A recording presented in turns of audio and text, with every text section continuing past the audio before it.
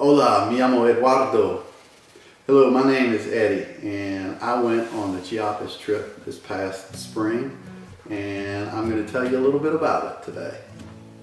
Share an experience about the trip. Golly, there's just so many of them. But I guess the first one that just stands out in my mind was really in the first couple of hours of the trip. We had a couple of people that Miss Jane and Elizabeth, who when we checked in, there were some problems with their tickets, and there were some serious problems with their tickets. The lady pulled us aside and said, look, these two might not make it to Mexico. And that was I sort of had helped put this thing together. I certainly wasn't the only one, but that was a tremendous weight that just got placed on my chest as soon as I found out about that, because we had been praying about this, and we had really been anticipating this, and we knew that there was a problem, and we talked to the ticket agent, and he said, no, it's not a problem. But what it really did was, for the first several hours of the trip, all of the time that we were flying from New Orleans to Houston, from Houston to Mexico City, and then from Mexico City to Tuxtla, we were just totally relying upon God, just the entire time, to get Elizabeth and Miss Jane through that experience. And that really, for me anyway, and I think it did it for a lot of the other people on the group, but for me, that really just crystallized the dependence and the need for God to just intervene even in our everyday affairs on this trip.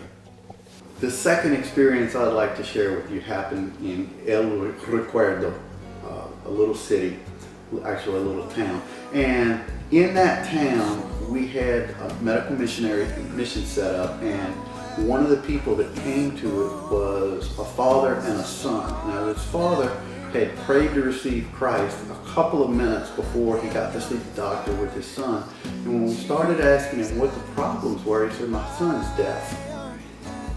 And the doctor tested it, and as best as we could figure out with the equipment that we had with us, this kid really was deaf.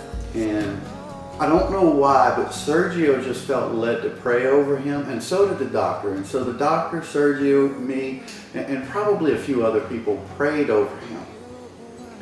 And shortly after we prayed over him, we noticed that it almost looked like he was responding to noises. And so the doctor tested him again, and sure enough, the boy was responding to noises. The boy could hear. And at first we were kind of, we were skeptical, to be honest with you. And we thought, well, maybe the kid's just embarrassed or he's shy. A doctor can be an imposing figure to a 6 or a 7-year-old kid. But we got to asking around the other members of the village, and what we found was, no, this kid really was deaf. Everybody said this kid hadn't been able to hear a word since the day he was born.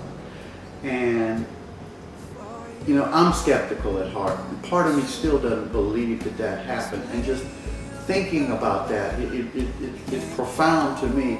But one of the even more profound aspects was later on that day, we were doing some kids ministry, and this kid was sitting in a group of other kids, listening to the instructions, getting the instructions, and playing the game. And just seeing the father out the corner of my eye, sitting on a rock, looking at his boy, thinking maybe there's hope. He was just crying because he was so happy. That just blew me away. If you like these videos, you ought to check us out on the web or on Facebook. If you're interested in going on a trip, I would strongly encourage you. It was a tremendous spiritual growth experience for me and a lot of the other people that went on this trip. We're going to be planning another trip at approximately the same time, so late spring, early summer next year. And we're going to be hammering out the details of that trip over the next month or two. We're going to be communicating back and forth with Sergio, and we ought to have some solid dates and some solid costs down. I'd strongly encourage you, if you're just thinking about it, to pray about going on a trip like this.